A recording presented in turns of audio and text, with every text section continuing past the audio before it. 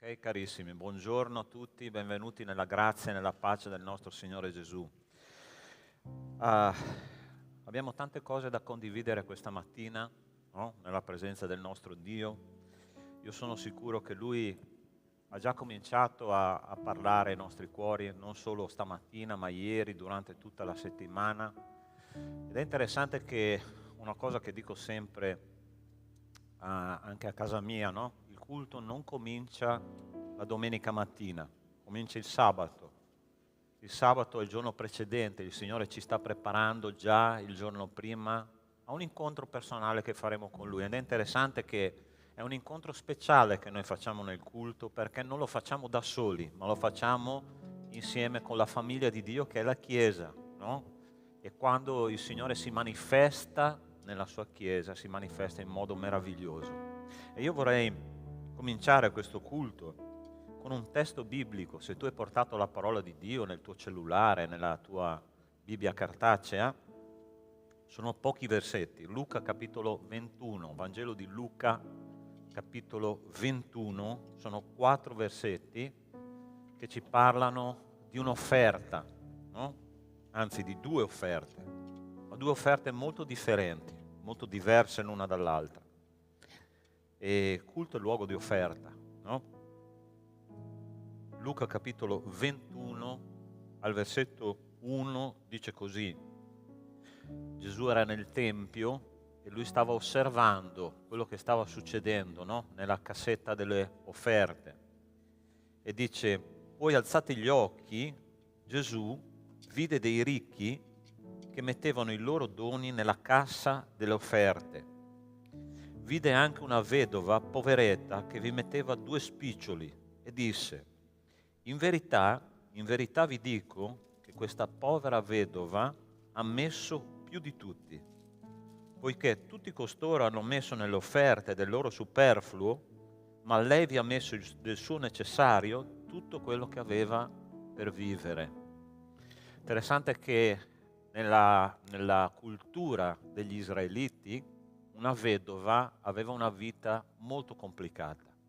Le donne non potevano lavorare, no? Dovevano vivere di quello che portava a casa il marito, e perciò questa vedova, quando ha fatto un'offerta, no? Questa offerta al Signore, ha fatto un'offerta ovviamente col cuore. Ha detto: Signore, da me dipende tutto quello che io sono e tutto quello che io posso avere, e perciò ti dono veramente tutto quello che ho di necessario per comprare perfino da mangiare. Facendo così lei dichiarava: Signore, io mi fido completamente di te. Ok? Mi piace perché Gesù non osserva la superficie delle cose, no? Osserva sempre in profondità. E lui dice: quella vedova ha messo più di tutti quei ricchi messi insieme, perché ha fatto un'offerta col cuore. Ed è lì che io vorrei che stamattina noi potessimo lavorare, nel cuore della nostra Chiesa, nel cuore della nostra vita, affinché il Signore possa benedirci. C'è una differenza enorme tra l'applauso del mondo e i like che vengono dal cielo. Quando i like vengono dal cielo sono per sempre, ok? Quando gli applausi vengono dal mondo è una cosa che oggi il pubblico ti applaude, domani ti lapida. Come è successo con Gesù? Vi ricordate quando lui è entrato in Gerusalemme e lui è stato acclamato come il Messia, ma il giorno dopo è stato crocifisso dalla stessa folla che l'ha acclamato. Io voglio il like del cielo, non so tu, ma sicuramente il like del cielo sarà molto più soddisfacente, molto più resistente dell'applauso del mondo. Se tu sei qua per questo motivo, ti invito ad alzarti e vorrei cominciare questo culto pregando al Signore che il nostro cuore sia veramente sintonizzato su questa lunghezza d'onda, ossia io voglio che il Signore mi approvi. Non mi interessa cosa diranno le persone, non mi interessa che cosa penseranno di me. Io sono qua per piacere a Dio, per chiedere che cosa Dio vuole dalla mia vita. E Dio ha delle esigenze, no? E quando noi soddisfacciamo le esigenze di Dio, allora la soddisfazione che viene da parte del Signore nessuno ce la toglie. Ed è così che dobbiamo pregare, no? In modo maturo, agire in modo maturo per onorare e per glorificare il nostro Signore. E io vorrei pregare insieme a te. Chiudi i tuoi occhi e comincia a parlare col Signore questa mattina, chiedendo che Lui si manifesti nella tua vita, come ha fatto con quella vedova, che Lui possa sondare il nostro cuore, che Lui possa vedere dove c'è resistenza, che Lui possa vedere dove c'è il vuoto, affinché Lui lo possa riempire. Quella vedova aveva capito come funzionava. Ha detto: Signore, la mia vita appartiene completamente a te, perciò ti do tutto quello che io ho. Nostro Dio, nostro Padre, io ti ringrazio perché, Signore, nella tua presenza ci sono gioie in abbondanza. Ed è vera quella parola che dice che c'è più gioia nel dare che nel ricevere. Aiutaci, Signore, ad avere un'attitudine matura nelle nostre preghiere, a non pensare, Signore, alle nostre esigenze, ma principalmente pensare alle tue esigenze, perché la parola di Dio dice: occupatevi prima del regno e della giustizia di Dio e tutto il resto sarà aggiunto. Aiutaci ad avere una attitudine matura, ossia a servirti anche quando non ci sono risorse, Signore. Aiutaci a dare il meglio di noi stessi, come quella vedova che ha detto: Signore, do tutto perché mi fido di te. Do tutto perché tu sei un Dio sovrano che provvede alle mie esigenze. Signore nostro Dio, che questa mattina noi possiamo sperimentare la tua grazia, il tuo amore, la tua misericordia, la tua compassione, la tua voglia, Signore, che il tuo popolo si santifichi. Aiutaci, Signore, a fare il meglio affinché tu sia onorato e glorificato, e che questo culto, Signore, sia un culto ripieno del tuo Spirito. Padre, caccia via da questa sala ogni spirito contrario alla tua attuazione, e vogliamo vedere veramente la tua mano agire con potenza e con grazia nelle nostre vite. Te lo chiediamo nel nome di Cristo Gesù. Amen e amen. Prima di cantare, prima di lodare, io ti invito a lasciare il tuo posto e ti lancio una sfida, ok? Vai a salutare, vai a dare un abbraccio, una parola di benedizione a una persona che non conosci, ok? Non una persona vicino a te che tu sai chi è, no, quella che tu non conosci, ok? Spezza questo ghiaccio, ok? Perché a volte bisogna fare così nella comunità, ok?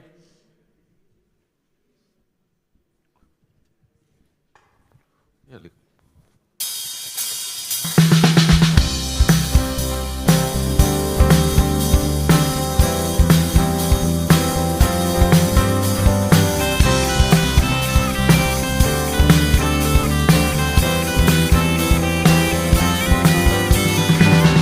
Misericordia del Signore sono su di noi.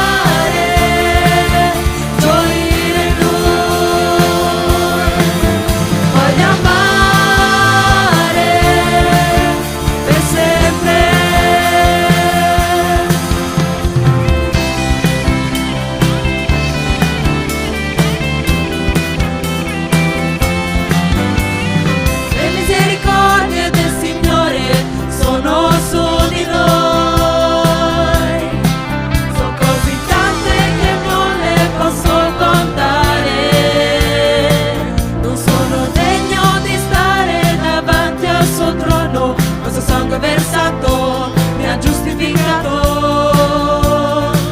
I miei peccati hai lanciato in fondo al mar, cancellato mai più se ne ricorderà. È una sua promessa, appartengo a lui, sono nuova creatura nel suo spirito. Voglio adorare, donarmi a lui, celebrare, gioire in lui. Voglio amare per sempre. Tu sei la mia rocca, appartengo a te, sei fonte eterna di pace. Ad ogni mattino son certo che la tua mano è su di me. Tu sei la mia rocca, appartengo a te, sei fonte eterna di pace. Ad ogni mattino son certo che la tua mano è su di me. Voglio adorare, donarmi a lui, celebrare, gioire in lui. Voglio amare per sempre. Voglio adorare, donarmi a lui, celebrare, gioire in lui. Voglio amare per sempre, perché per primo hai amato me.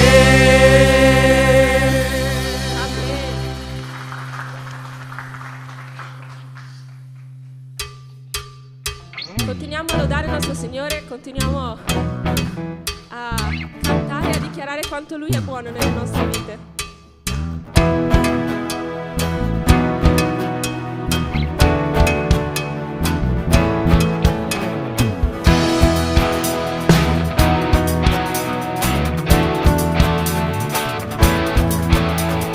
Dio, tu sei buono e la tua grazia dura per sempre.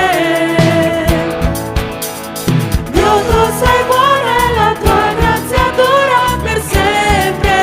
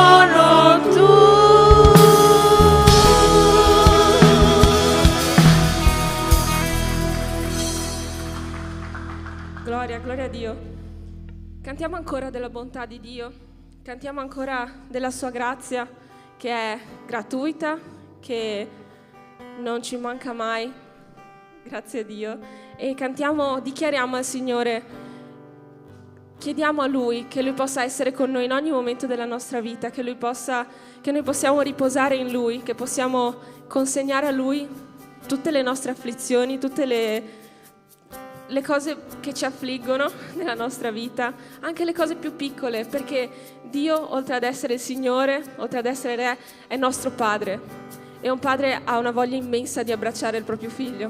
Cantiamo.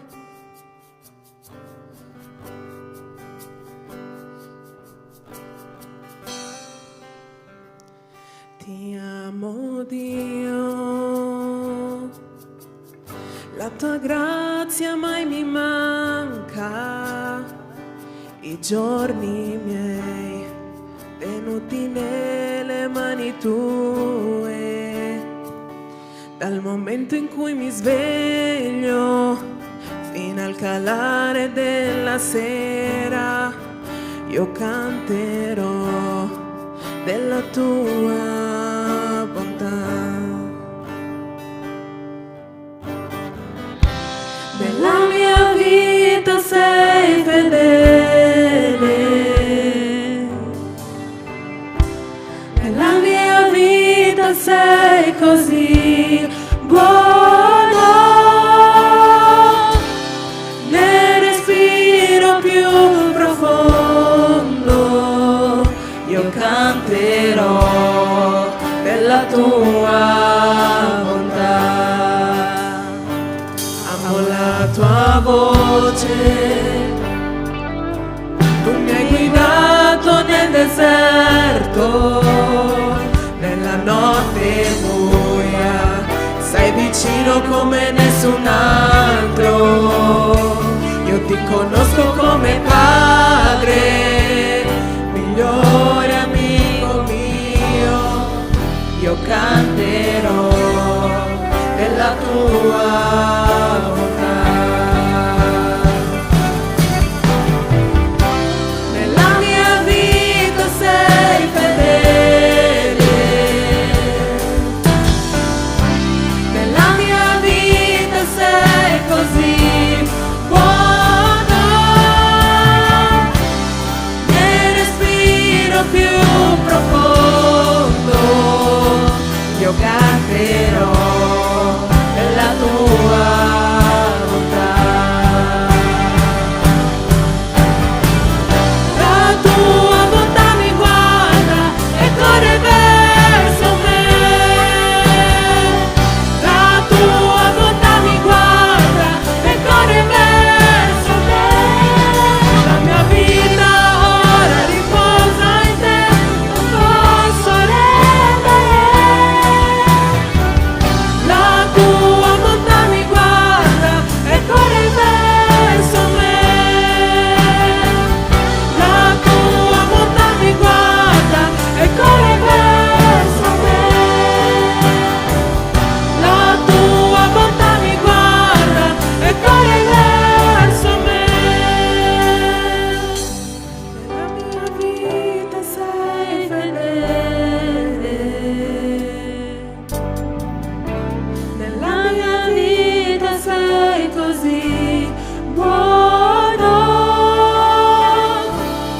nel respiro più profondo io canterò della tua bontà,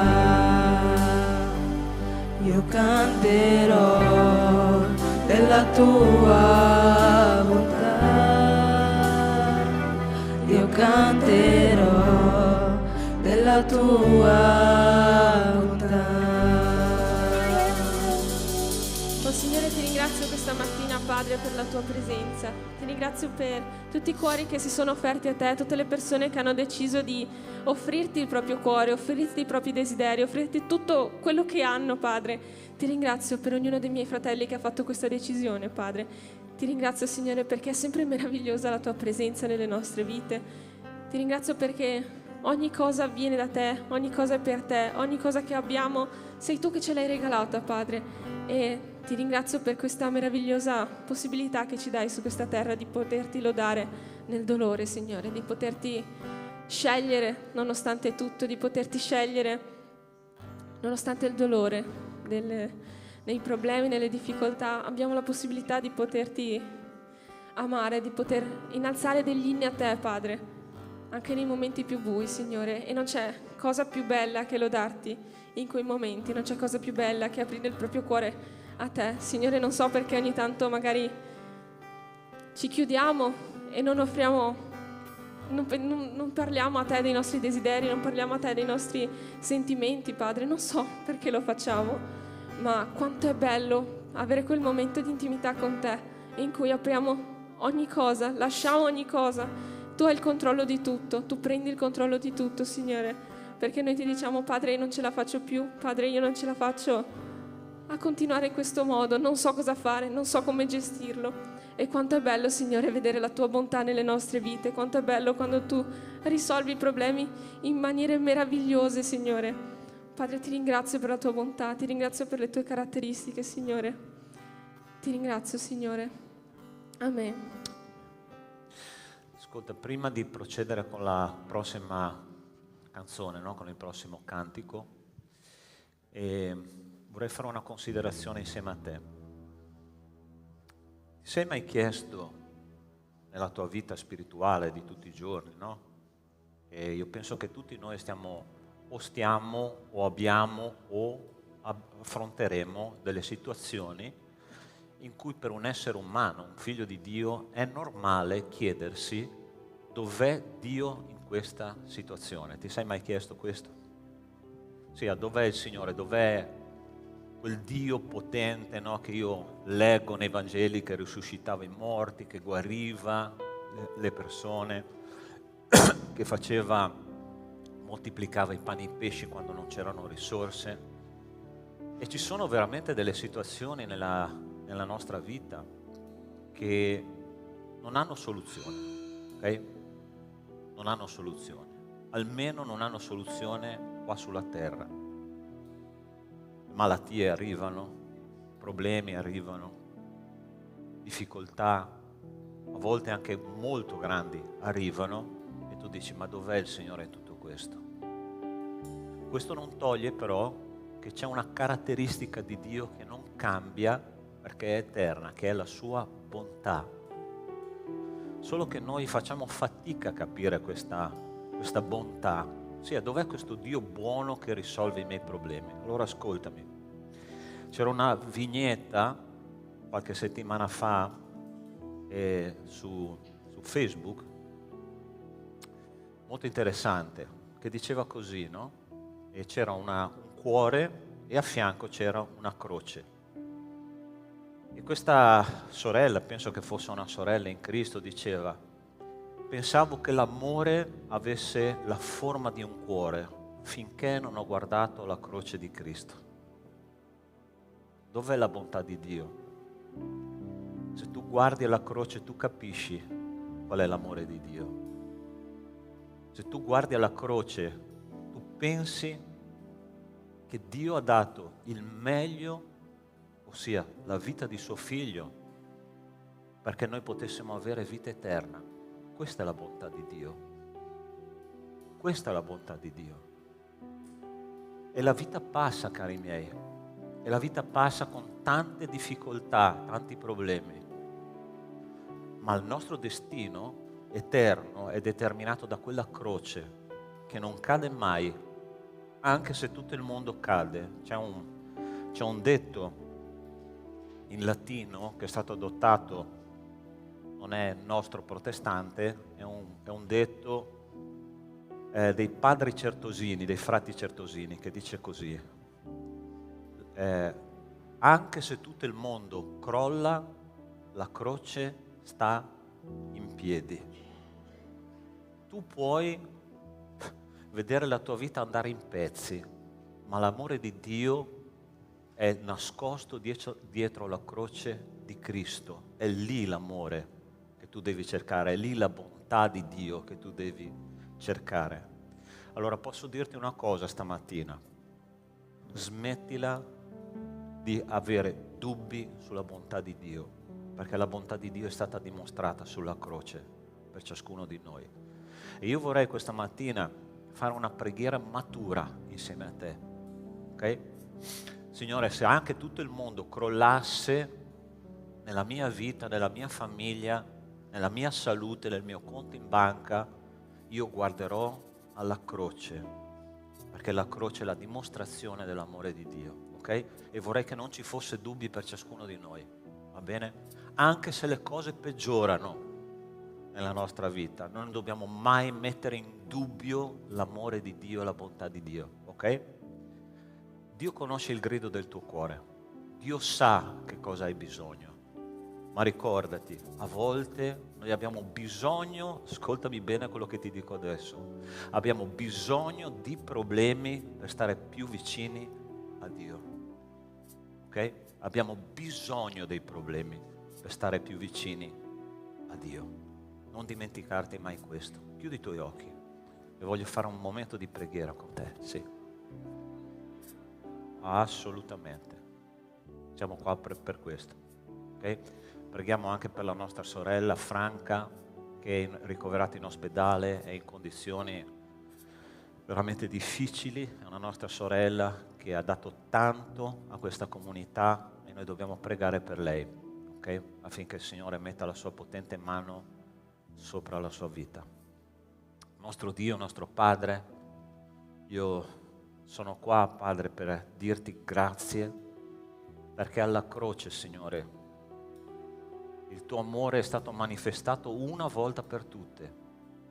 Signore, tu non ci devi niente, perché tutto è già stato fatto. Tutto quello che viene in più, Signore, è bontà, è misericordia. Tutto quello che viene in più, Signore, è perché la tua grazia sovrana riempie il mondo. La tua parola dice che tu nutri i corvi che non fanno nulla. Tu vesti i gigli dei campi meglio di un re. E tu ci dai il respiro, ci dai l'intelligenza, ci dai la salute, ci dai tante cose che noi non meritiamo, ma tu ce li dai gratuitamente, Signore. E ogni giorno è un motivo di ringraziamento per quello che tu ci dai. Tutto appartiene a te. Il respiro, il pensiero, il nostro corpo, Signore, appartiene a te. Io ti chiedo nel nome di Cristo Gesù tu possa benedire le nostre vite con una visione spirituale aperta, sapendo che la croce è tutto. Vogliamo mettere nelle tue mani, Signore, la vita della nostra sorella Franca, che è in ospedale, una sorella carissima, che ha dato tanto a questa Chiesa. Signore, prenditi cura di lei, metti la tua potente mano su di lei e che attraverso i dottori, gli infermieri, tu possa fargli sentire il tuo amore e la tua misericordia. E per tutti i malati, Signore, che sono a casa, io ti chiedo benedizioni, Signore, benedizioni, ma soprattutto la benedizione di dare una parola al loro cuore ogni giorno affinché loro sentano la tua presenza. Nel nome di Cristo Gesù. Amen. Amen. Amen. Che il Signore ti faccia sperimentare la sua pace guardando alla croce di Cristo. Amen. Possiamo cantare?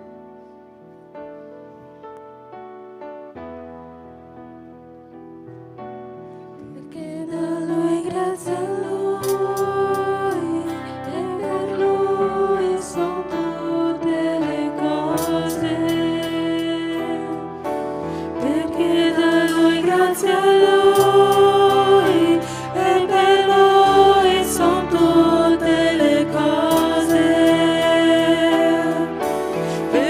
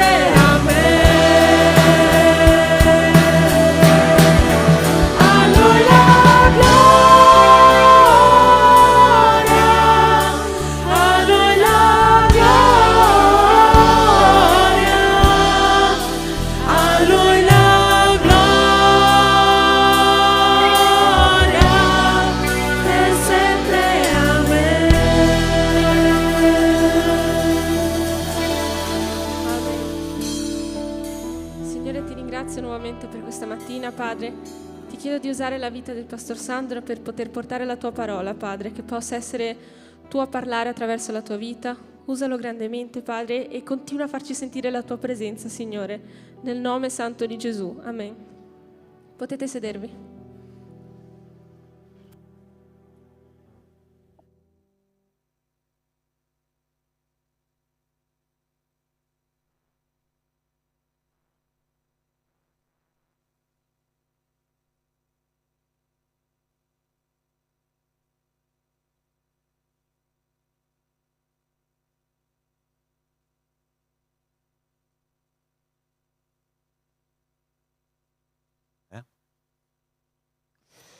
Ok, alcuni fratelli della Chiesa sono venuti a tirare le orecchie ai pastori per predicare sul tema delle decime delle offerte. Ok? Proprio ho detto, pastore, mai predichiamo su questo. Abbiamo detto, ok, è un tema che sinceramente quando si parla di soldi nella Chiesa, no? Voi sapete cosa sono i soldi, ossia la parola di Dio ci dice nel Nuovo Testamento che il denaro è la radice di ogni male. Come possiamo conciliare il fatto che il denaro è la radice di ogni male se poi il Signore ci ordina di portare le decime, le offerte, le primizie alla casa del tesoro perché ci sia cibo nella sua casa?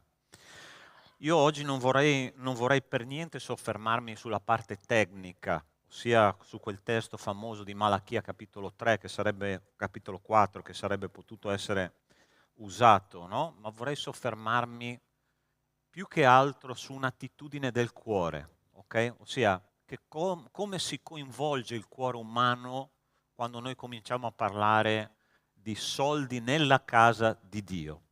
E ho scelto questo testo che parla della decima, che è il primo testo in cui si parla nella parola di Dio in assoluto, è in Genesi capitolo 14, quando Abramo dà la decima di ogni cosa a un misterioso, enigmatico re di Salem. E dice così il testo che parla di questo argomento. Dice, come egli, ossia Abramo, se ne tornava dopo aver sconfitto Chedorlaomer e i re che erano con lui, il re di Sodoma, gli andò incontro nella valle di Sciave, cioè la valle dei re. Melchisedec, re di Salem, fece portare del pane e del vino. Egli era sacerdote del Dio Altissimo. Egli benedisse Abramo dicendo, benedetto sia Abramo dal Dio Altissimo, padrone dei cieli e della terra. Benedetto sia il Dio Altissimo che ti ha dato in mano i tuoi nemici, e Abramo gli diede la decima di ogni cosa. Il re di Sodoma disse ad Abramo, dammi le persone, i beni prendili per te.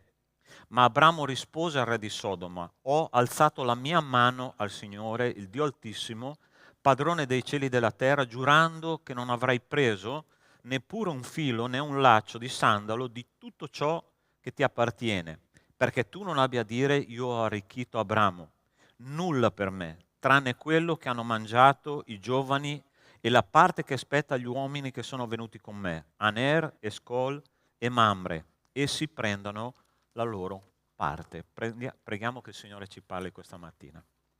Nostro Dio, nostro Padre, io ti ringrazio e ti benedico per questa mattina di culto e ti chiedo, Signore, che adesso possiamo udire la tua voce e udire con orecchie aperte, con un cuore aperto e con la predisposizione, Signore, a obbedire alla tua parola. Te lo chiediamo nel nome di Cristo Gesù.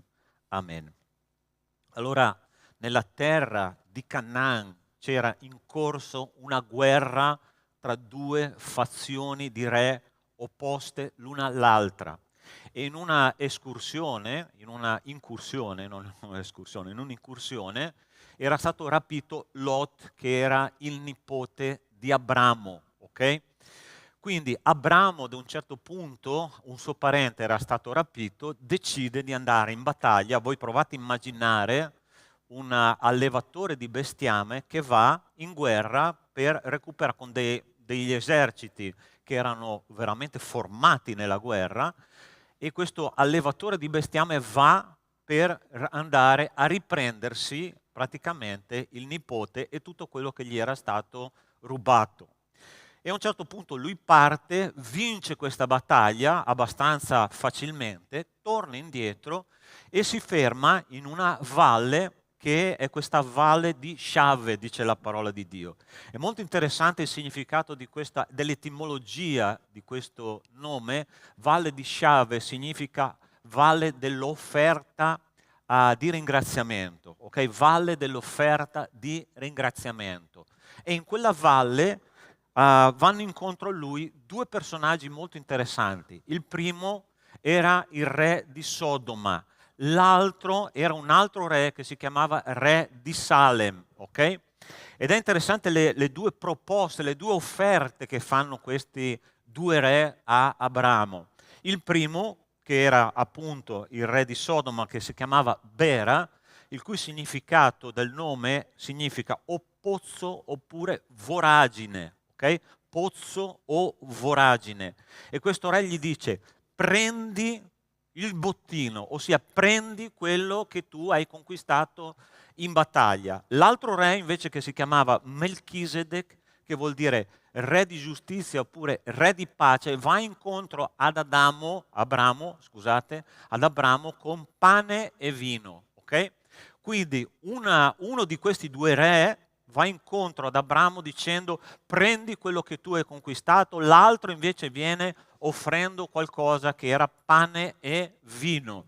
Cosa interessante che Abramo si trova di fronte a una scelta: prendo quello che questo re di Sodoma mi ha offerto, oppure prendo pane e vino, che sono due offerte semplici, ma è un'offerta che mi fa vedere che c'è qualcosa di più dietro. Oltretutto questo re di Salem, dice la parola di Dio, che va incontro ad Abramo con delle benedizioni, ossia benedicendo Abramo e benedicendo il Dio di Abramo.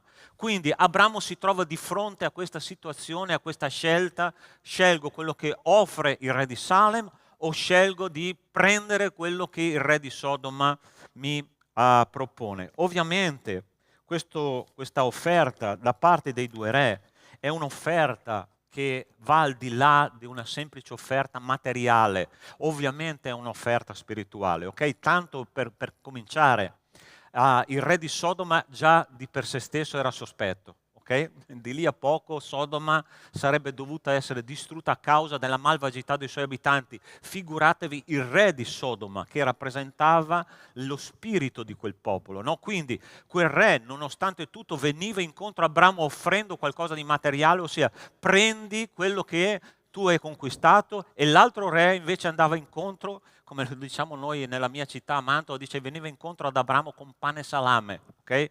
Quindi cosa scelgo? Pane e salame o quello che mi sono conquistato ogni giorno con la mia fatica, con la mia battaglia, con tutto quello che ho speso, no?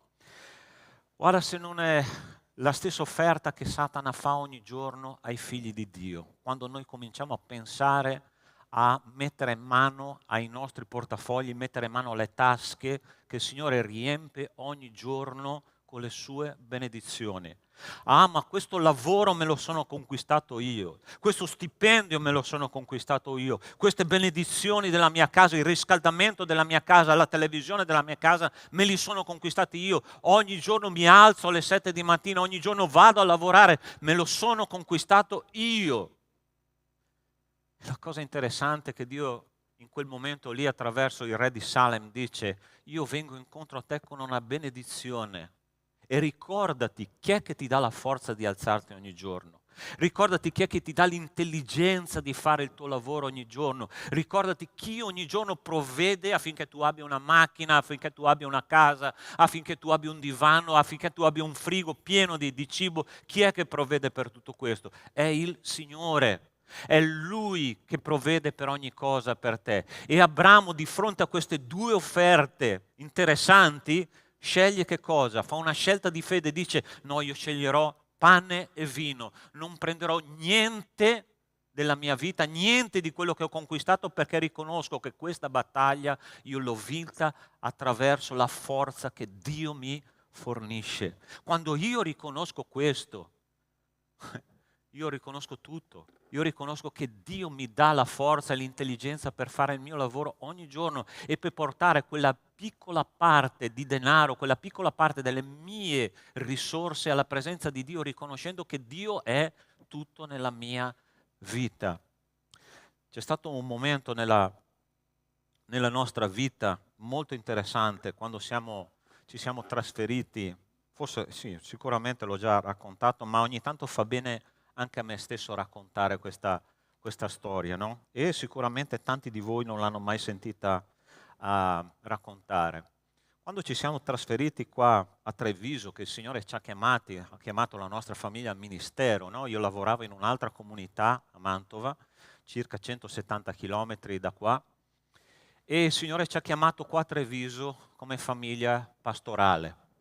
Ed è interessante che quando ci siamo spostati da Mantova a Treviso, la prima cosa che è successo quando noi abbiamo deciso definitivamente di spostarci qua a lavorare per l'opera di Dio a tempo pieno, la prima cosa che è successo è esplosa una delle due macchine che noi avevamo, ossia quella più grande, quella più bella, quella più nuova, no? E siamo rimasti con una Toyota Yaris, non so se avete presente quanto è grande, no? Sia con un baule che ci passa un foglio di carta velina appena appena, abbiamo dovuto fare il trasloco con quella, ok? Non so se avete presente. E la cosa interessante è che avevamo una macchina, mia moglie doveva andare al lavoro e io dovevo andare al lavoro e visitare le famiglie della chiesa con una macchina, no?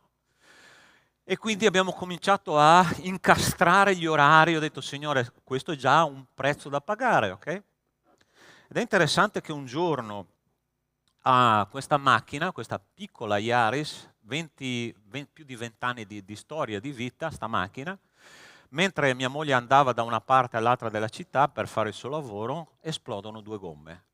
Ho detto, cominciamo bene, ok?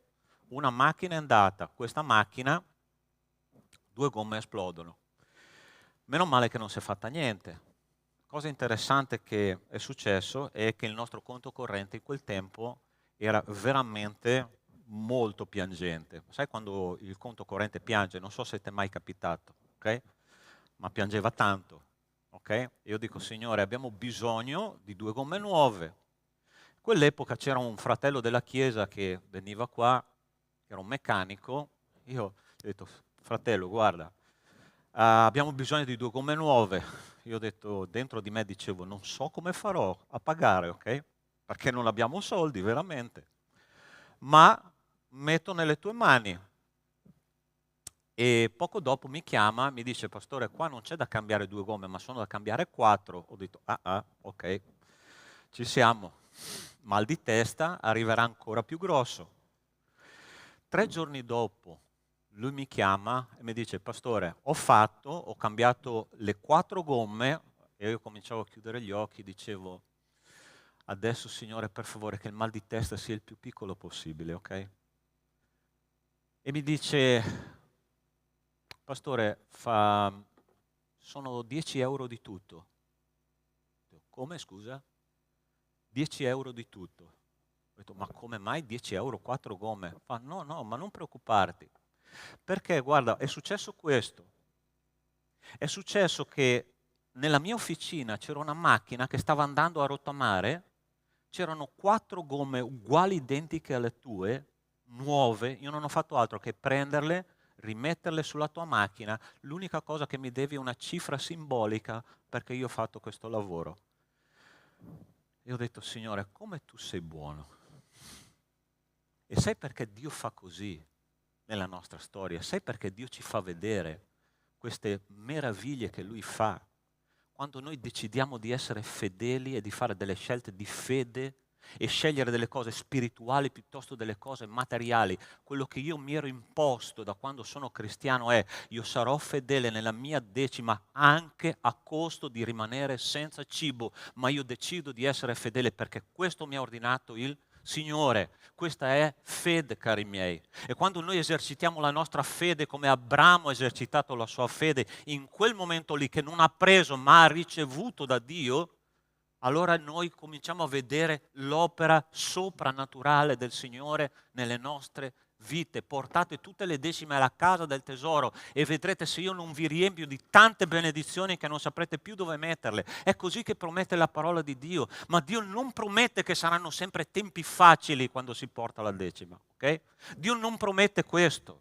Noi dobbiamo avere fede nei momenti bui della nostra vita. Noi dobbiamo continuare a essere fedeli nei momenti difficili della nostra vita. Quando il conto corrente piange, quando non abbiamo da mangiare, il Signore dice: porta la tua decima alla casa del tesoro ed io aprirò le catterate del cielo e non vedrai se non riverso su di te tanta benedizione che tu non saprai più dove metterla. Tu credi nella parola di Dio, nelle promesse di Dio? Sì? Dio fa queste cose, sì o no? Perché abbiamo tante volte la difficoltà di tenere la mano in tasca e di rifiutare di obbedire alla parola di Dio? Sapete, c'è un terribile diritto che noi tante volte esercitiamo nella nostra vita cristiana. Si chiama diritto di non credere, diritto di non avere fede. C'è stata una persona che ha esercitato questo diritto nella famiglia di Abramo che si chiama Sara. Ti ricordi che cosa ha fatto Sara? Sara era una persona a cui Dio aveva promesso insieme ad Abramo di avere un figlio. Il grande problema è che lei aveva 90 anni e Abramo aveva 99 anni e il Signore, quando aveva 75 anni, Abramo gli ha promesso: guarda che tu un giorno avrai un figlio che viene dalla mia grazia. E il tempo passa, e passa un anno, e passa 5, passa 10, passano 25 anni e questo figlio non era ancora arrivato. E che cosa ha fatto Sara? Ho il diritto di non credere, quindi mi prenderò questo figlio attraverso la mia serva che si chiama Agar. E sai che cosa è successo quando lei ha deciso di non credere nelle promesse di Dio? È successo che lei ha fatto un disastro spirituale e ancora oggi il popolo di Israele paga questa scelta infausta, perché è nato il capostipite della nazione araba, che è una spina nel fianco ancora oggi della nazione ebraica. Quando noi decidiamo di prendere ed esercitiamo il diritto di non credere, purtroppo succede questo, cari miei. Succede che noi facciamo dei disastri. E quella benedetta donna ha deciso di non credere. E se tu decidi di non credere, e se tu decidi di basare la tua vita sulla non fede, sull'incredulità, purtroppo fai disastri. Purtroppo metti in mano in una cosa che Dio deve mettere in mano. Sai qual è la più grande difficoltà dell'essere umano? È il tempo che passa. Tu dici: perché devo essere fedele con la decima se Dio non risponde alla mia preghiera, se Dio non aumenta il mio conto corrente, se Dio non mi dà le risorse per vivere? Allora ti posso dire una cosa: noi stiamo dimenticando che Dio nei profeti dice che i nostri nomi sono incisi sulle palme delle sue mani. Tu pensi che Dio si dimentichi di te? Tu pensi che Dio non abbia cura delle tue necessità? Tu pensi che Dio ti guardi e ti dica: non mi interessa quella persona? Tu sei un figlio di Dio. Tu sei una creatura fatta a immagine e somiglianza di Dio. Quando Dio guarda te, ovviamente Lui vede il suo figlio Gesù. E Lui dice: io provvederò alle necessità del mio figlio. Ma noi dobbiamo avere fede. Sai, la vita di Abramo si è basata sulla fede. Ti ricordi quando Dio gli ha detto: lascia tutto e vai in un paese che io ti mostrerò? Allora, una volta c'era quell'aggeggio infernale che era il Tom Tom. Chi è che ha avuto modo di usare il Tom Tom una volta? Sai, il navigatore, quella scatoletta là? Oggi si usano i cellulari e basta, no? Ma una volta c'erano i Tom Tom, proprio tu compravi il navigatore, no? E c'era quella parolina che tutti gli utenti del Tom Tom temevano in modo terribile, che era ricalcolo. Ricalcolo. Quando tu impostavi la rotta, no? Arrivavo in un punto che non riconosceva più la strada, ricalcolo. E tu dici, dove vado a finire? A un certo punto, io mi ricordo, era una vacanza in Toscana, ma tanti anni fa, no? Eravamo col camper e avevo questo Tom Tom che mi diceva ricalcolo, ricalcolo, ricalcolo. Ci siamo trovati in mezzo a una foresta, 10 chilometri. Ho detto, Signore, mi viene voglia di aprire il finestrino, fargli fare un volo a questo ricalcolo. Ed è interessante che noi vogliamo le mappe della vita, no? Vogliamo avere un percorso ben preciso, da qui a qui fai questo, da qua a qua fai quell'altro. Io voglio avere il futuro nelle mie mani. E il Signore invece dice, vai in un paese che io ti mostrerò. Abbi fede in me, conta su di me, non contare sulla mappa, conta sulla mia presenza e fa quello che io ti dico per fede e non per visione. È così che Dio fa.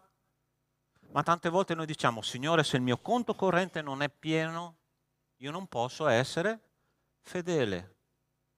Esattamente perché il nostro controcorrente non è pieno che noi dobbiamo essere fedeli, perché noi ci fidiamo del nostro Dio che provvede a ogni cosa. Amen, Chiesa? È così che dobbiamo fare. Non dobbiamo avere paura del domani. Il passato è storia. Il futuro è nelle mani di Dio, ma il presente deve essere una scelta di fede. Noi dobbiamo credere alle promesse e a quello che il Signore ci dice. Abramo è stato un uomo di fede per tutta la vita e lui ha esercitato il suo diritto di credere in quel Dio. Ma non soltanto questo. Abramo ha capito che oltre ad avere fede, lui aveva un padre spirituale che era Cristo Gesù il Signore. Allora, guarda cosa dice la lettera agli Ebrei di questo Melchisedec, okay? Che era sacerdote del Dio Altissimo e re di Salem. Dice, questo Melchisedec, re di Salem, era sacerdote del Dio Altissimo. Egli andò incontro ad Abramo mentre questi ritornava dopo aver sconfitto dei re e lo benedisse. E Abramo diede a lui la decima di ogni cosa. Egli anzitutto traducendo il suo nome, re di giustizia e anche re di Salem, vale a dire re di pace, senza padre, senza madre, senza genealogia, senza inizio di giorni, né fin di vita, reso simile quindi al Figlio di Dio, egli rimane sacerdote in eterno. Pertanto considerate quanto sia grande costui al quale Abramo il patriarca diede la decima del bottino. Allora, chi è che vuole un governante, un capo di Stato, un presidente della Repubblica che sia un re di giustizia e un re di pace? Se esce una lista con scritto su candidato Melchisedec, io lo voto subito, ok? Perché io voglio un capo di Stato così, che sia giusto e che dia pace al suo popolo. Ed è interessante che questo uomo che è andato incontro ad Abramo era una persona molto particolare. Ossia dice che era un re, poi era un sacerdote ed infine era anche un profeta perché profetizzava benedizioni nella vita di Abramo e portava pane e vino. Secondo voi chi è che rappresenta? È Cristo. Abramo ha incontrato Cristo sulla strada della sua vita. E per quello che lui gli ha dato la decima di ogni cosa. Allora ascoltami bene.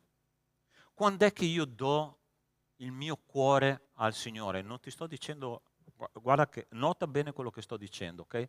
Non sto dicendo quando è che Abramo ha dato la decima di ogni cosa, quando è che lui ha dato il cuore all'opera di Cristo, quando lui ha fatto un incontro personale con il Signore, quando lui ha visto faccia a faccia il suo Dio. Allora sta attento. Lui sapeva che quell'uomo non solo rappresentava Cristo, ma rappresentava il suo padre spirituale. Tu sai che i sacerdoti erano i padri spirituali della nazione e lui ha visto faccia a faccia un padre che si prendeva cura di lui, che lo benediceva e che benediceva il Dio che abitava sulla montagna della benedizione e della santità. Allora ascoltami. Quando noi facciamo un incontro personale con Dio, qualcosa deve succedere nel nostro cuore, ok? Qualcosa deve cambiare nel nostro cuore.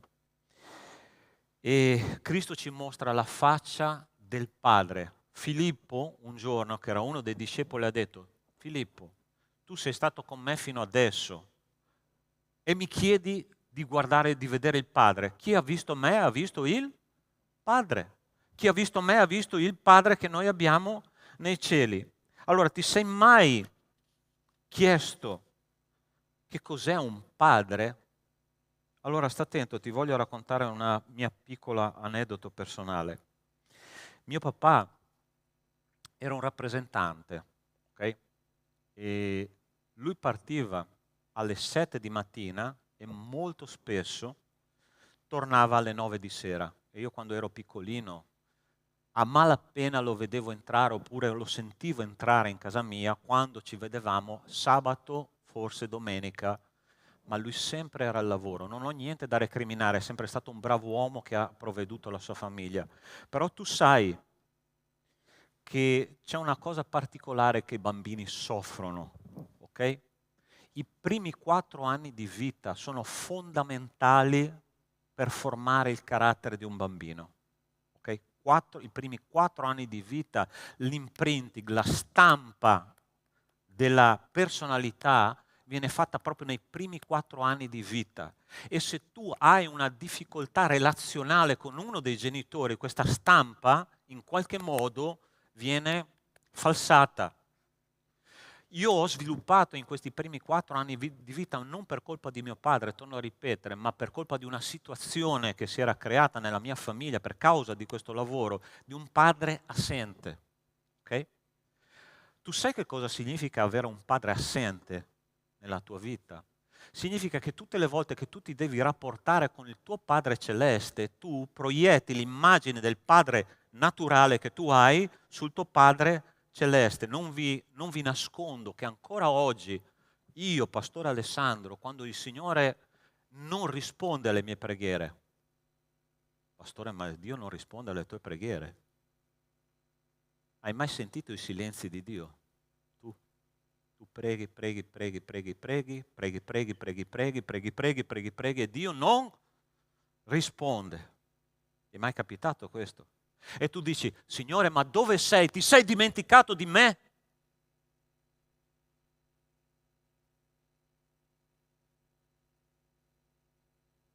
Signore, ti sei dimenticato di me, vero? Signore, tu non ascolti le mie preghiere. E dopo entra un'altra situazione, ok? Sarà che sto facendo questa preghiera con abbastanza fede? Sarà che prego abbastanza perché Dio mi risponda? Allora sta attento, ti voglio dire un segreto della preghiera, ok?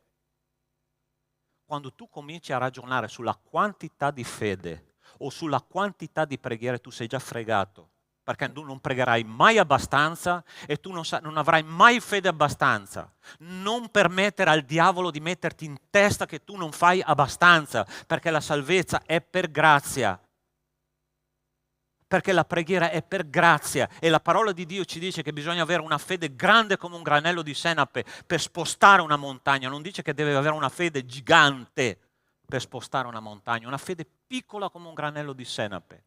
E Abramo ha capito che aveva un padre spirituale, ha detto: questo è il mio papà e a lui basta che io creda in quello che lui mi dica, che lui provvederà per me. Tu sai di avere un papà spirituale che non è il tuo papà biologico. Non è il tuo papà biologico. Il tuo papà spirituale è perfetto e lui risponde al momento giusto. Lui ti dà la mano al momento giusto. Io quando ero piccolino avevo qualche difficoltà, avevo capito che la pigrizia, no, era una cosa fantastica. Perché camminare quando mio papà mi può portare in braccio? Ok? Perché farò lo sforzo di mettere a posto i giocattoli quando la mette a posto la mia mamma? Ed è interessante che alla mia epoca, ossia all'epoca dei dinosauri, no? C'era un aggeggio, mio papà e mia mamma mi hanno comprato questo aggeggio che non era altro che un'imbragatura, delle bretelle, no? Per farmi camminare, imparare a camminare, no? C'era un staggeggio e con una maniglia sopra, e con questa maniglia mio papà mi teneva su e io ero costretto a cominciare a camminare, no? Ah sì, adesso sei nato, adesso comincia a camminare, comincia a fare un passo davanti all'altro, no? E quando mi buttavo giù, il mio papà, ok? E continua a camminare. E a volte noi succede proprio così nel mondo spirituale, cari miei. Noi ci siamo dimenticati che abbiamo un papà spirituale che ci sostiene quando cadiamo, che ci fa camminare quando non vogliamo. E il Signore Gesù ha detto a Abramo, io sono il tuo papà spirituale, ed è per quello che quando lui ha capito questo principio ha detto, adesso io darò tutto quello che ho, tutto quello che è dentro nel mio cuore, perché tu sei il mio papà. Orgogliosamente parlando, lui ha detto, tu sei il mio papà. Allora ascoltami, voglio leggerti un testo che si trova in Matteo, capitolo 6, che è una parte del Sermone sul Monte, ok? E lì, nel Sermone sul Monte, che sono 3 capitoli, capitolo 5, 6 e 7 del Vangelo di Matteo. Allora, il capitolo 5, la parola papà è inserita, padre, è inserita 3 volte. Nel capitolo 7 è inserita 2 volte, ma nel capitolo 6 è citata 11 volte. Hai un padre spirituale, hai un padre spirituale, hai un padre celeste, hai un padre che si occupa di te, hai un padre che provvede per le tue necessità. Allora ascoltami, guarda che cosa dice, versetto 25. Perciò io vi dico, non siate in ansia per la vostra vita, di che cosa mangerete, di cosa berrete nel vostro corpo, di che vestirete. Non è la vostra vita più del nutrimento, il corpo più del vestito? Guardate gli uccelli del cielo, non seminano, non mietono, non raccolgono in granai, e il Padre vostro celeste li nutre. Quando tu hai dubbi su cosa dare al Signore, guarda la natura e vedi che Dio nutre gli uccelli del cielo. E lui ti dice, non vali più molto di più tu? Tu che sei una creatura fatta immagine e somiglianza di Dio. Hai un Padre celeste. Non valete molto più di loro? E di che voi, chi con la propria... mamma mia, devo andare in ferie, ok? Un po'. E chi di voi può con la sua preoccupazione aggiungere un'ora sola alla durata della sua vita? E perché siete così ansiosi nel vestire? Osservate come crescono i gigli della campagna, essi non faticano e non filano. Eppure io vi dico che neanche Salomone con tutta la sua gloria fu vestito come uno di loro. Ora, se Dio veste in questa maniera l'erba dei campi, che oggi è e domani è gettata nel forno, non farà molto più per voi, o gente di poca fede? Non siate dunque in ansia dicendo che mangeremo, che berremo, di che vestiremo, perché sono i pagani che ricercano tutte queste cose, ma il Padre vostro celeste sa che avete bisogno di tutte queste cose. Cercate prima il regno e la giustizia di Dio e tutte queste cose vi saranno date in più. Non siate dunque in ansia per il domani, perché il domani si preoccuperà da se stesso, basta a ciascun giorno il suo affanno. Tutto questo testo grida, non siate in ansia. Non siate in ansia, voi valete molto di più degli uccelli del cielo, voi valete molto di più dei fiori dei campi, perché siete fatti a mia immagine e somiglianza. Quando io vi dico di fare una cosa, fatela, perché io mi occuperò di voi, perché io sono il vostro Padre celeste. È così che dice la parola di Dio. Una domanda che faccio spesso a chi viene nel mio ufficio, no? A fare delle consulenze, dico, come ti immagini il volto di Dio quando tu chiudi gli occhi e cominci a pregare con Lui? Ed è una domanda complicata, no?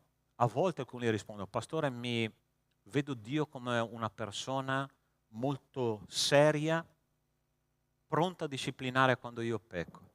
Altri dicono, sento che Dio è assente, sento che Dio è lontano, sento che Dio non risponde. Tu sai che come funziona il culto degli avi in Giappone?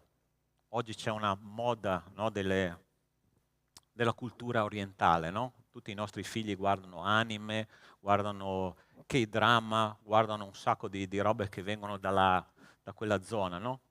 Tu sai come funziona il culto degli avi? Per favore. Tu sai come funziona il culto degli avi? I giapponesi hanno queste bacheche, no, con tutte le statuette dei nonni, dei bisnonni, dei trisavoli, no, lì nella casa, e loro per chiedere benedizione agli avi che dormono, ok? Quelle statuette dormono, arrivano lì davanti,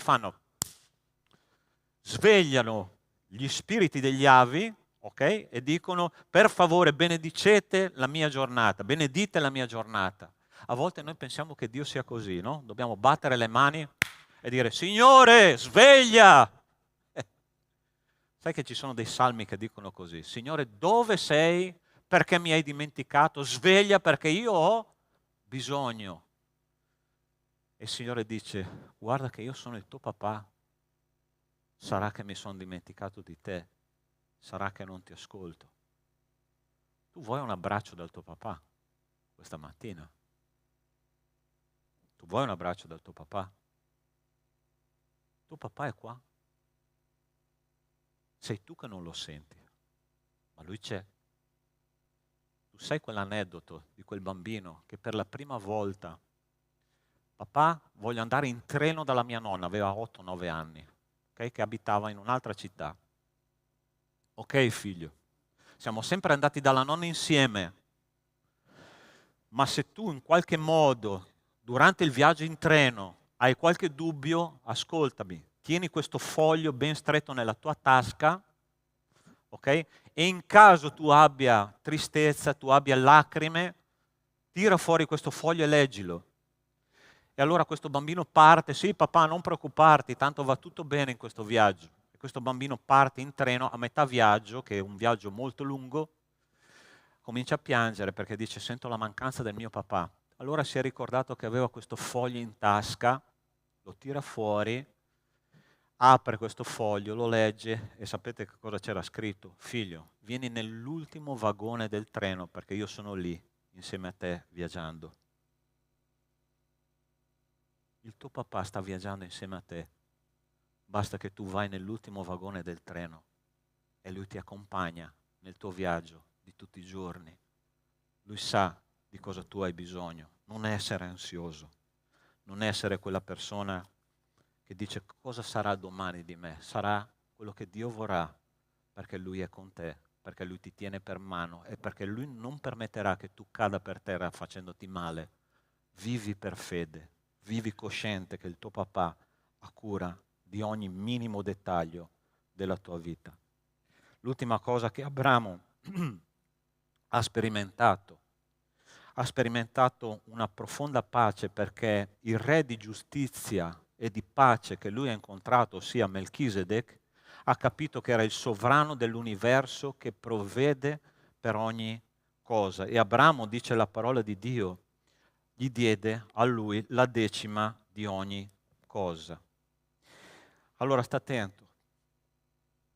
Abramo ha vissuto una vita di fede per tutta la sua esistenza.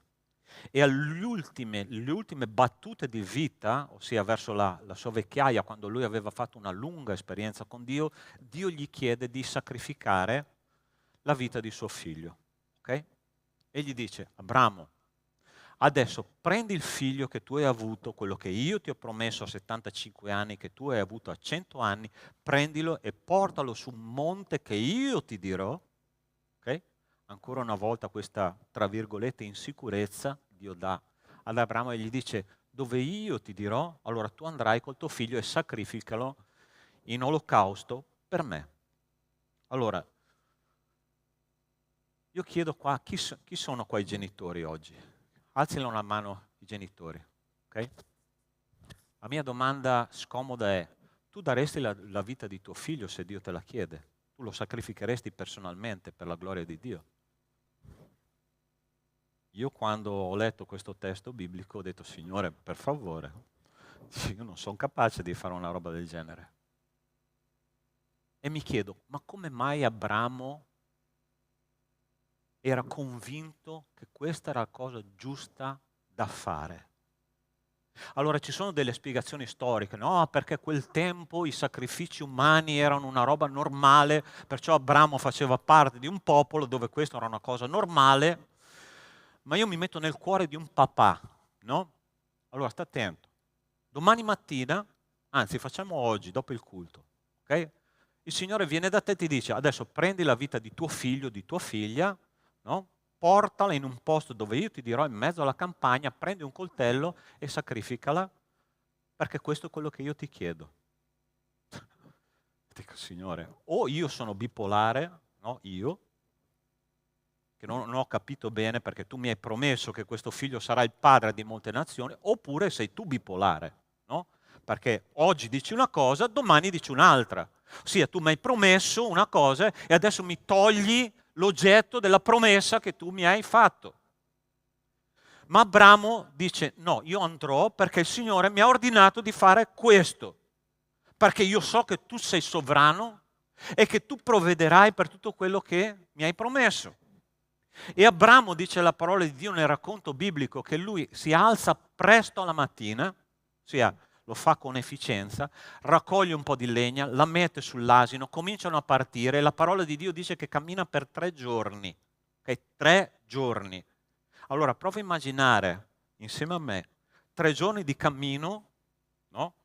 Pensando, ma sarà che io ho capito bene quello che il Signore ha detto? Ma sarà che io devo prendere mio figlio che il Dio mi ha promesso che sarebbe stato il capostipite di molte nazioni, adesso lo devo sacrificare, lo devo far morire? Ma sarà vero quello che io... E perché non c'era, gente, non c'era la Bibbia da consultare, ok? Era soltanto una parola che volava nell'aria da parte di Dio verso Abramo. E lui parte, fa 3 giorni di cammino, 80 chilometri, finché arriva a un punto e il Signore dice, ferma adesso, comincia a salire perché questa è la montagna dove tu sacrificherai tuo figlio. Ok? E lui comincia a salire. E Isacco, dice la parola di Dio, gli viene messo la legna sulle spalle, ossia prova a immaginare nella testa di un papà, Isacco che sale sulla montagna con la legna in spalla e Abramo dice, adesso ci siamo, adesso veramente la prova di quello che io devo fare è tutto qua. Okay? E dice così, e Isacco parlò ad Abramo suo padre e disse, Padre mio. Abramo rispose, eccomi qui figlio mio. E Isacco, ecco il fuoco e la legna, ma dov'è l'agnello per l'olocausto? Abramo rispose, figlio mio, Dio stesso si provvederà l'agnello per l'olocausto. E proseguirono tutti e 2 insieme. Ossia, tu prova a immaginare il cuore di un padre, papà, ma dov'è l'olocausto? Non preoccuparti, Dio ci penserà, ok? E loro arrivano sul posto. Abramo prepara l'altare, mette suo figlio sopra, lo lega, mette la legna sotto per bruciare l'olocausto, prende il coltello, sta quasi per piantare il coltello nel petto di suo figlio, il Signore dice, fermati perché adesso so che tu temi Dio. E subito dopo lui si volta e lì a fianco, con la corna impigliata in un cespuglio, c'è un montone e dice, ecco l'olocausto che Dio ha provveduto. E lui chiama quel posto Yahweh Jireh, ossia Dio provvede. Sai perché lui è andato fino in fondo nella sua esperienza? Sai perché lui è arrivato a fare un gesto così radicale nella sua vita? Perché lui capiva che Dio avrebbe provveduto. Perché lui ti dice, metti in mano al tuo cuore, non al tuo portafoglio, metti in mano al tuo cuore perché io provvedo per te. Io provvedo per te. Ti faccio una domanda. Quale probabilità matematica ci sarebbe stato che un montone fosse lì a fianco con le corna impigliate in un cespuglio? Quante probabilità c'erano? Su quella montagna, proprio lì a fianco dove lui ha costruito l'altare, quante probabilità c'erano? Meno di 2, sotto 0. Ma Dio ha provveduto. Fratelli, quando noi ci preoccupiamo di dare la decima, sarà che questo mese ce la faccio, sai che cosa devi ricordare? Dio provvede. Quando non ci sono risorse, Dio provvede. Quando non abbiamo più nulla, Dio provvede. Yahweh Jireh. Abramo è andato fino in fondo perché lui sapeva che Dio avrebbe provveduto. Non c'erano dubbi su questo, ma noi abbiamo dubbi su Dio o siamo sicuri che Dio provvede? Tu sai che Dio provvede per te? La prova che noi crediamo in Dio non è quando noi abbiamo tutto da offrire al Signore, è quando noi non abbiamo niente e continuiamo a essere fedeli perché sappiamo che Dio provvede. È facile, e chiudo con questo, è facile avere fede quando abbiamo possibilità. Ma sai su cosa si basa la nostra fede? Ascoltami bene, perché sono due pilastri che devono formare la nostra fede. Uno è il silenzio di Dio e l'altro è non avere nulla da offrirgli.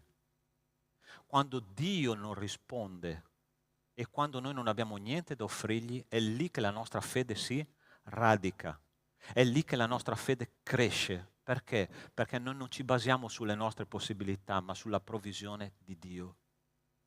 E quando non abbiamo nulla che il Signore interviene. Sai qual è la base di un miracolo?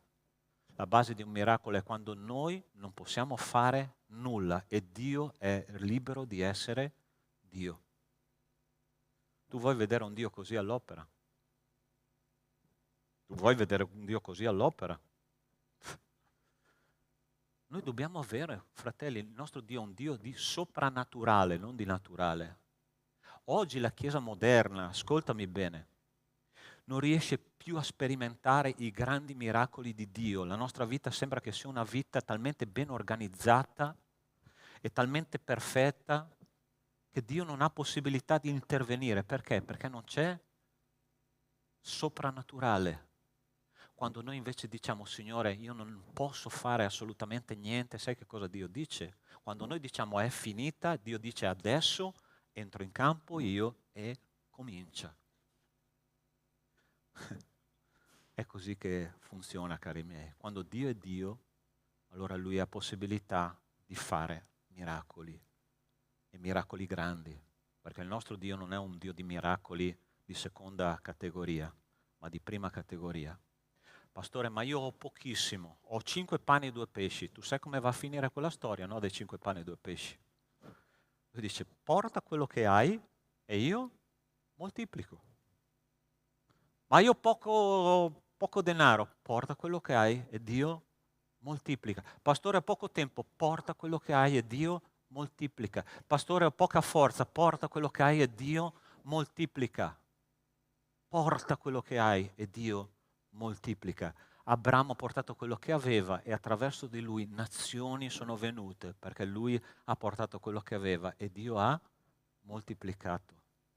È così che funziona, cari miei. Tu vuoi le benedizioni di Dio? Sì? Ok.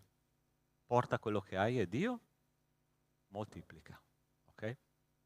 Maestro, ma 5 pani e 2 pesci sono pochi. Loro volevano dividere, no? Tu sai come ragiona la testa dei discepoli? Questo qua, Signore, basta solo per noi, eh? Mandiamoli tutti a casa, poverini che vanno a prendersi, no? Sì, questo basta per noi. E il Signore dice, porta che io moltiplico. Porta quello che hai alla presenza di Dio. Sii fedele nei momenti difficili, nei momenti di silenzio di Dio, nei momenti in cui non hai possibilità e Dio sarà libero di essere Dio nella mia e nella tua vita, di fare cose soprannaturali, perché quando l'uomo scompare, quando l'uomo si abbassa, quando l'uomo diventa umile, Dio diventa grande. Vuoi fare grande nella tua vita il Signore? Sì? Ok? Puoi alzarti in piedi insieme a me? E pensa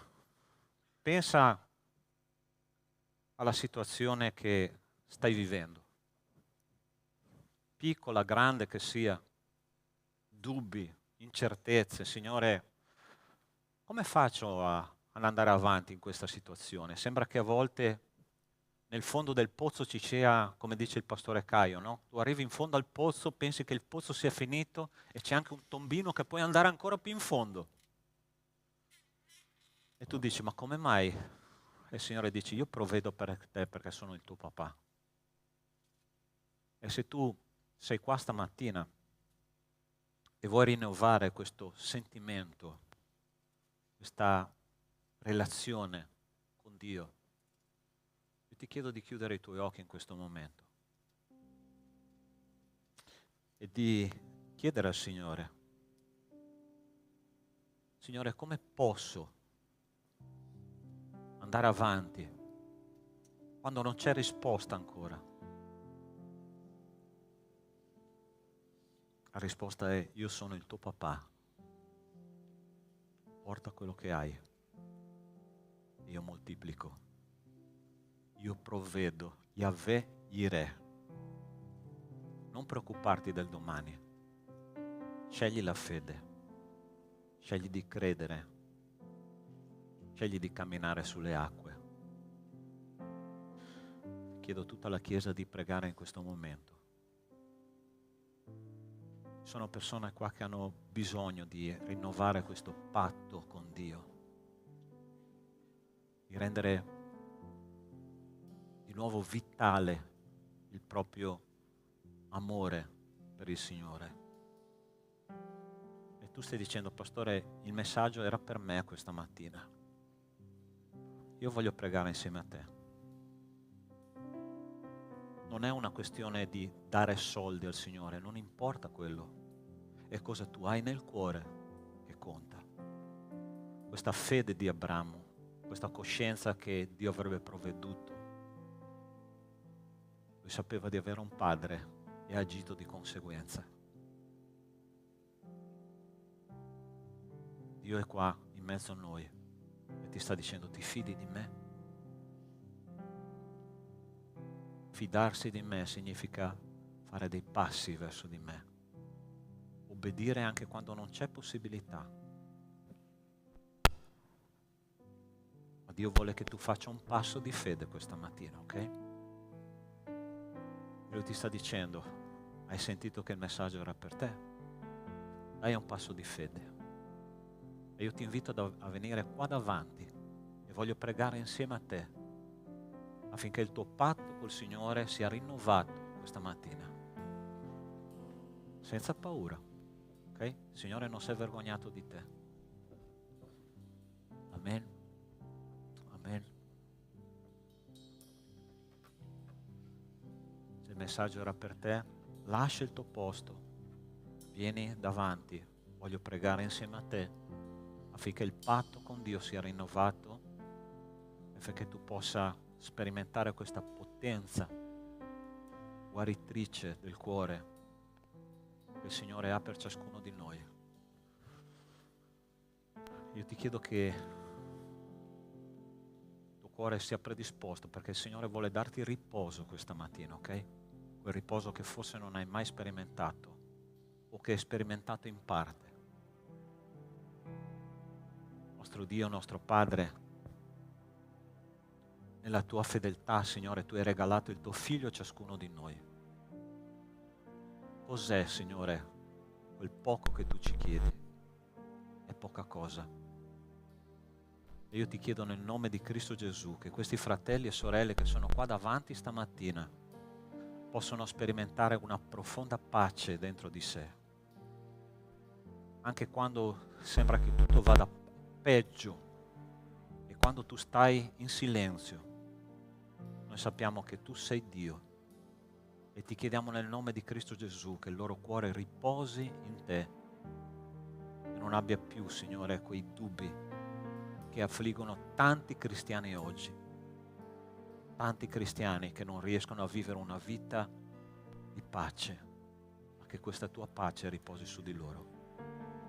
Benedicili, Signore, in tutta la settimana che verrà, ma soprattutto in tutta la vita che verrà, e che loro sperimentino la tua presenza oggi e sempre, reale, viva, amorevole, con tanta compassione. Nel nome di Cristo Gesù. Amen. Amen. Puoi dare un abbraccio alla persona vicino a te? Amen.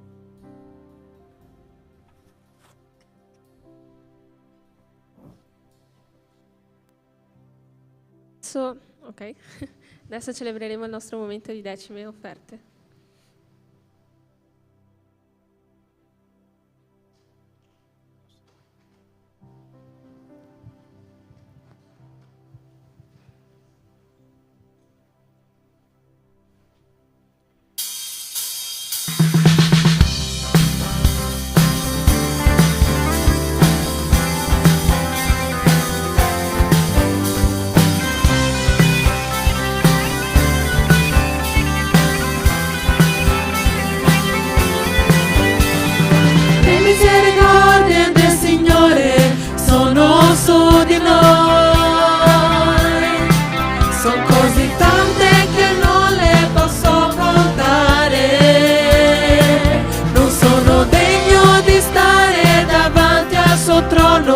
suo sangue versato mi ha giustificato.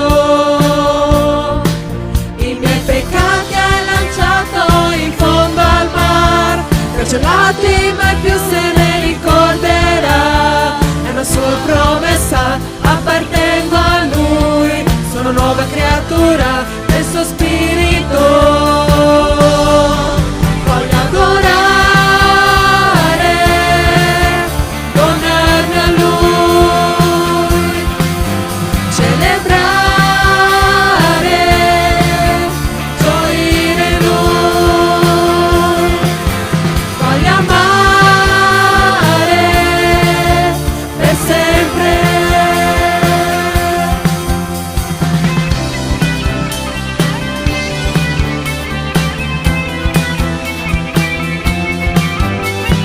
Le misericordie del Signore sono su di noi,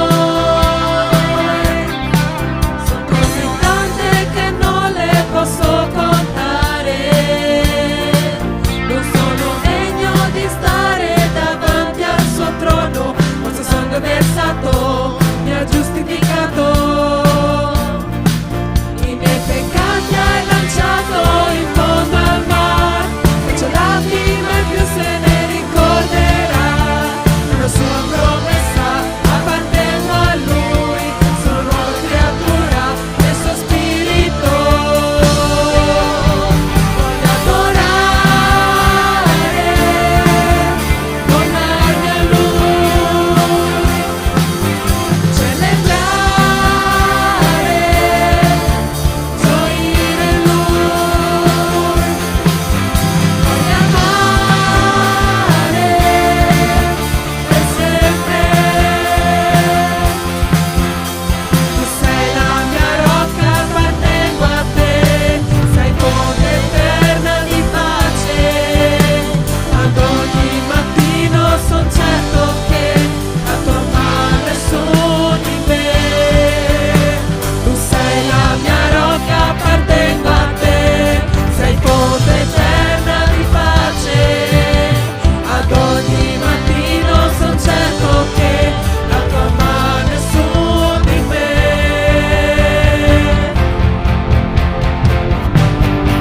Voglio adorare, donarmi a Lui, celebrare,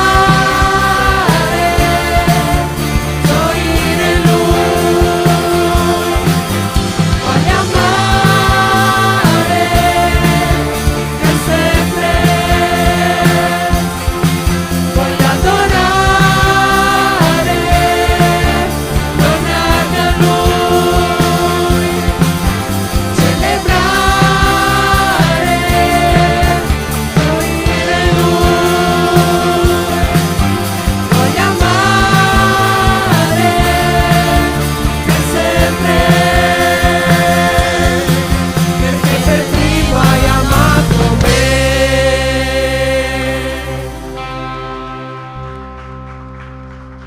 Signore, ti ringrazio per queste decime, per queste offerte, Padre. Ti chiedo che possano essere usate con sapienza, con intelligenza, che possano essere amministrate secondo la tua volontà, Padre. E ti ringrazio per la parola che ci hai dato oggi, Signore. Ti ringrazio perché hai parlato ai nostri cuori. Ti ringrazio perché sei stato presente questa mattina. Ed è un onore sempre, Signore, sentire la tua voce, sentire la tua presenza, Padre. Ti chiedo davvero che tu possa dimostrare ad ognuno di noi che sei Jireh, che provvedi per le nostre vite, che in ogni momento tu sei un buon Padre, che ci ami e che ci vuoi vedere contenti, felici. E ti ringrazio, Signore, per tutto quello che sei, Padre, nel nome santo di Gesù. Amen. Potete sedervi.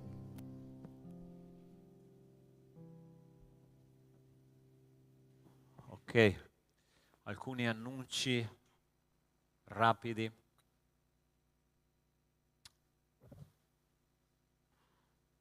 Ok. Ok. Non c'è audio? Ok, adesso c'è.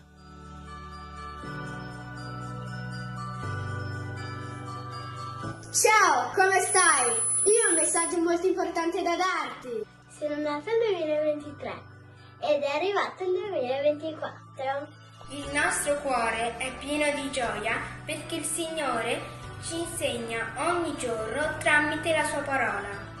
Ti invito a fermarti e a riflettere in questo messaggio che Dio ha preparato specialmente per te.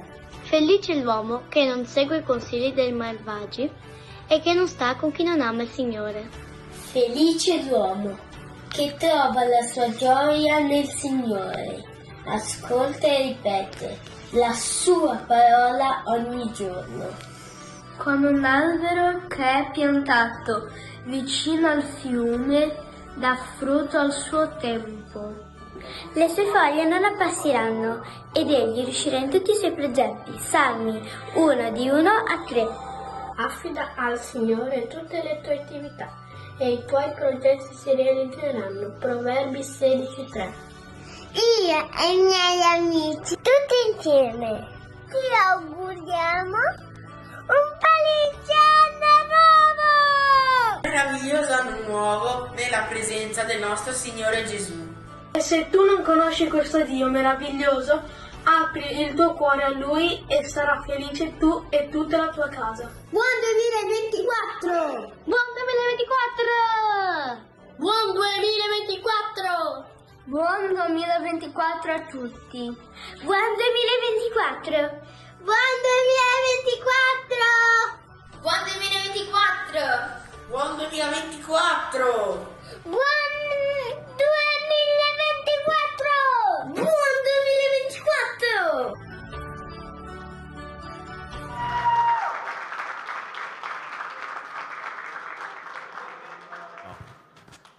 Abbiamo una generazione di predicatori qua. Sì. Ok, gloria a Dio. Ok, alcuni annunci, se potete mettere per favore.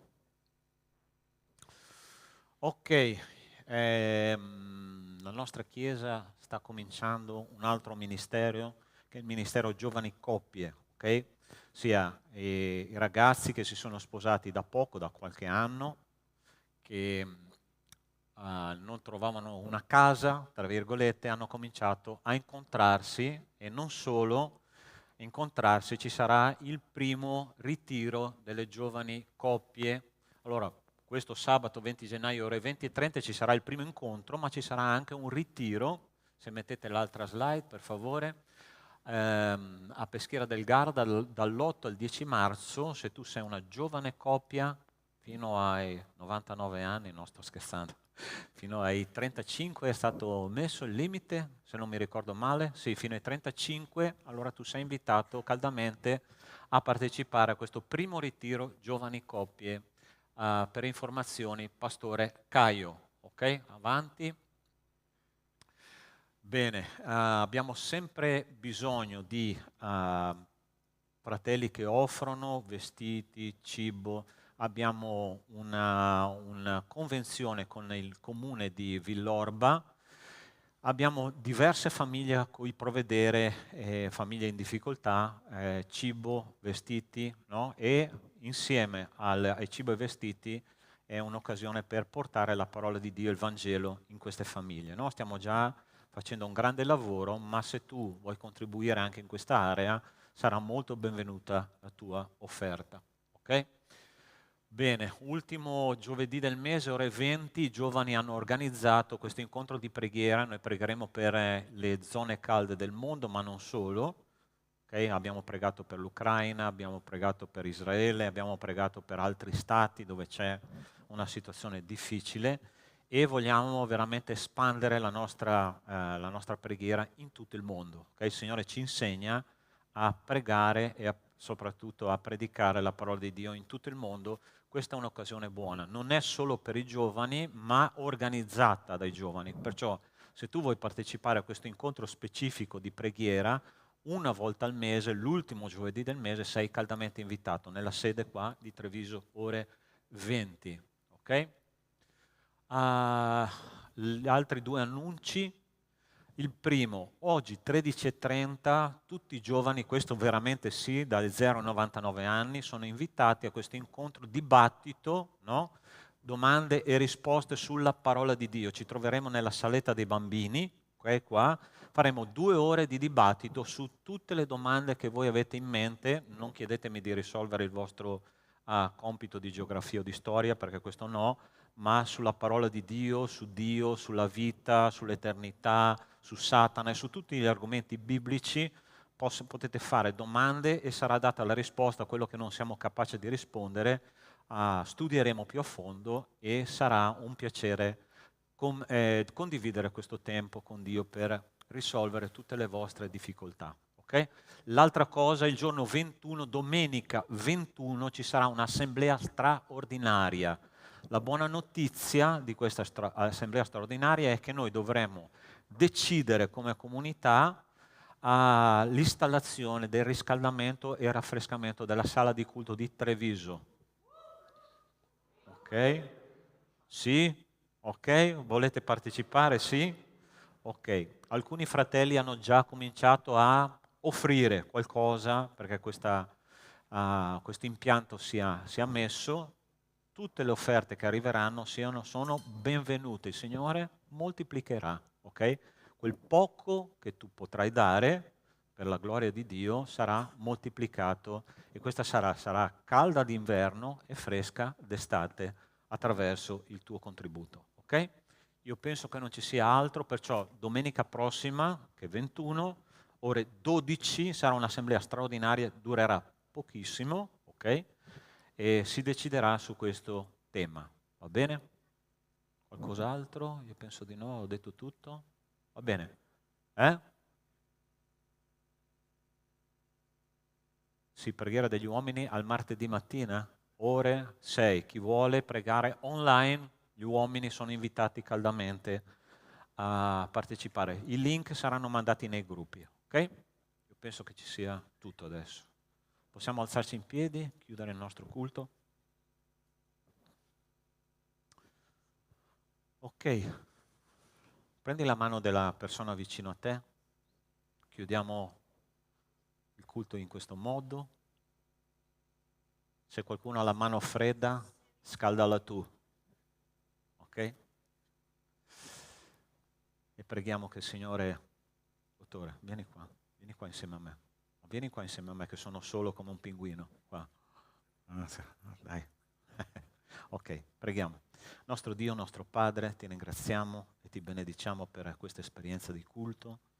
E adesso, Signore, che torneremo alle nostre case, ti chiedo che l'amore di Dio, nostro Padre, la grazia salvatrice di Cristo e le consolazioni dello Spirito di Dio con noi siano e con tutto il popolo di Dio su tutta la terra, da oggi e per sempre. Amen. Buona settimana, Dio vi benedica.